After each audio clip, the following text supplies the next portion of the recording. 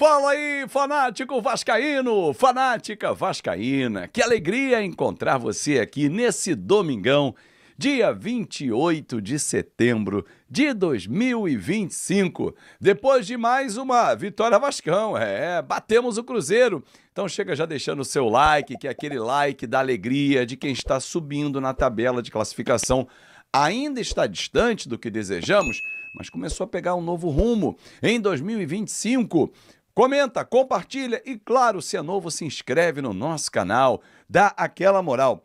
Hora de falar sobre o Vasco da Gama, outro que fez seu torcedor feliz na noite desse sábado. É que o Vasco enfiou 2-0 no Cruzeiro, aumentando para 7 o número de jogos sem derrota. Vitória gigante de um time do Vasco contra um adversário em grande fase. O Cruzeiro vinha de 6 vitórias seguidas, eram 7 jogos sem perder. E a verdade é que o Vasco foi melhor do que o Cruzeiro durante boa parte da partida. O Ryan abre o placar de cabeça, mais um gol de cabeça do Ryan, e o placar é completado pelo Paulo Henrique, que já havia dado assistência para o Ryan no primeiro gol. Depois da partida, o Fernando Diniz fez muita campanha para que o Paulo Henrique seja convocado para a seleção. Separei um trecho dessa entrevista, abre aspas, o Paulo Henrique tem algo diferente, é um jogador extremamente potente, tem um potencial parecido com o Walker, que jogava no City, comparação do Fernando Diniz, que agitou as redes sociais. Independentemente do potencial do Paulo Henrique, a verdade é que o Vasco vai melhorando e se solidificando no Campeonato Brasileiro. Nesse momento, é o 10º colocado, figurando na parte de cima da tabela de classificação, com 30 pontos conquistados, são 8 de vantagem para o Z4. Já o Cruzeiro se mantém na segunda posição, mas correndo enorme risco de ver seus adversários se distanciarem. O Flamengo tem 1 ponto a mais e 2 jogos a menos. O Palmeiras tem 1 ponto a menos e 3 jogos a menos do que o Cruzeiro, o que pode fazer com que a Raposa perca distância ou perca força na briga pelo título do Campeonato Nacional. Bom, galera, 2 vitórias seguidas. Pô, parece que é até um negócio absurdo, né? Não, não é. Deveria ser uma rotina, mas o Vasco conseguiu 2 vitórias seguidas dentro do Campeonato Brasileiro. Além das 2 vitórias seguidas, a gente tem que contextualizar o momento. Quando começou a sequência para enfrentar times que estão no G6 do Campeonato Brasileiro, Flamengo, Bahia, Cruzeiro e Palmeiras, cara, quantos vascaínos pensaram assim, bom, a gente vai somar mais pontos do que vai perder? Nos 3 primeiros jogos, o Vasco somou 7 de 9 pontos. É ou não é um número espetacular? Claro que sim. Por que então o Vasco joga melhor diante dos times que estão acima do que aqueles que estão abaixo? Essa é uma pergunta que talvez valha milhões, definitivamente. Porque nós perdemos pontos contra times que ou estão brigando ali pertinho, que foi o caso do Ceará recentemente, ou contra o Vitória no primeiro turno, por exemplo, que a gente estava ganhando por 1-0. Então, assim, o que acontece? Que o Vasco não se sobrepõe a esses times, teoricamente, mais fracos do que ele. Perdeu para o Juventude, por exemplo, em Caxias do Sul. Uma explicação foi dada ontem na entrevista coletiva do técnico Fernando Diniz. Segundo ele, o time desconcentrou contra o Juventude, por exemplo. Pode ser uma explicação.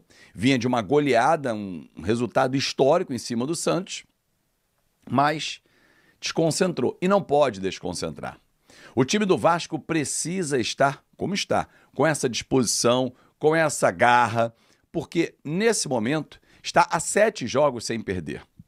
Somando o Campeonato Brasileiro e Copa do Brasil, são 7 partidas. É a maior invencibilidade da temporada ao lado do Campeonato Carioca. Mas venhamos e convenhamos. O Campeonato Carioca, o nível de enfrentamento, ele é muito menor. Essa invencibilidade tem muito mais peso, porque nessa invencibilidade tem classificação na Copa do Brasil, tem subida no Campeonato Brasileiro, tem o time acertando o sistema defensivo. É muito melhor essa invencibilidade agora do que aquela no início do ano.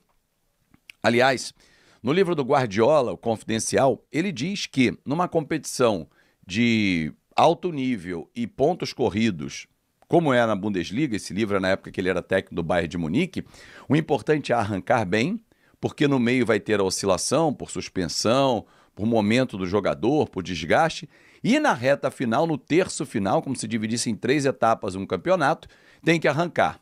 Bom, nós estamos na 25ª rodada. Daqui para frente, vão restar da 26ª à 38ª partida, ou seja, 13 jogos pela frente. Chegamos exatamente no terço final. E é nesse terço que o Vasco tem que arrancar. Bom, voltando a falar do jogo de ontem. Um jogo em que o Vasco foi soberano em cima do Cruzeiro, não sofreu. O Cruzeiro teve maior volume de jogo, principalmente no segundo tempo.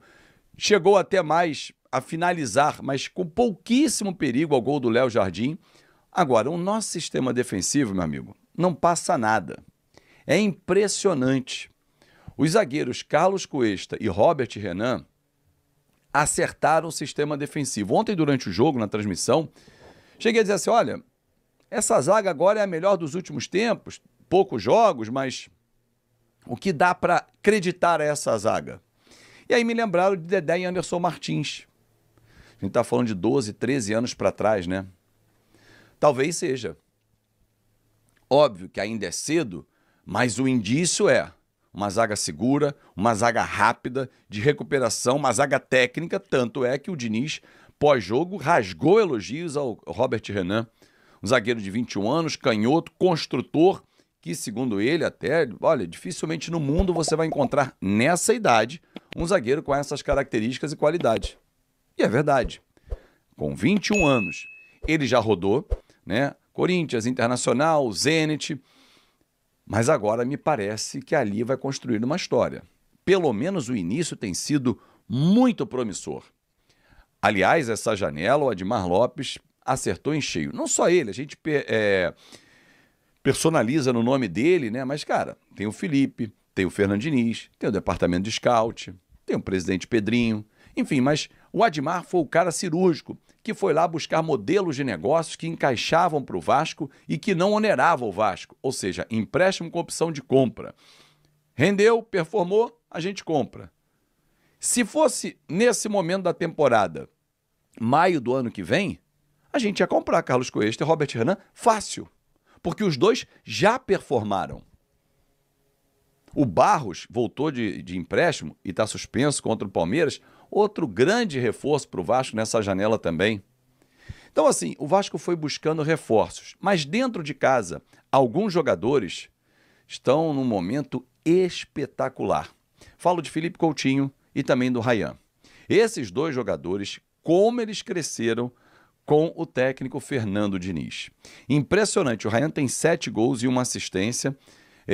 O Coutinho tem sido decisivo, tem feito muitos gols, tem muitas assistências também. É um jogador importante, ele arma o jogo, ele para, cadencia, acelera. Ele é um camisa 10. Aliás, como caiu bem a camisa 10 no Felipe Coutinho, né? Então, assim, torcedor, eu entendo que o Vasco da Gama está num momento muito bom da temporada, um momento em que o Vasco começa a crescer, só tem o Campeonato Brasileiro pela frente, a Copa do Brasil é só em dezembro. Então, assim, dá pra gente começar a sonhar alto, estão deixando a gente sonhar. Essa rodada o Vasco pode perder posição, né? Porque os times ainda jogam, estão bem pertinho do Vasco, mas o Vasco já está desgarrando e já tentando olhar para cima. Sequência ainda é difícil. Tem o Palmeiras quarta-feira, fora de casa, mas depois tem o Vitória em casa. Data FIFA, Fortaleza fora e Fluminense no Maracanã. Dá pra gente chegar. E aí pessoal, beleza? Não se esqueçam de se inscrever no canal, deixar o seu like e ativar o sininho das notificações. Um forte abraço, até o próximo vídeo com mais informações sobre o Vasco da Gama.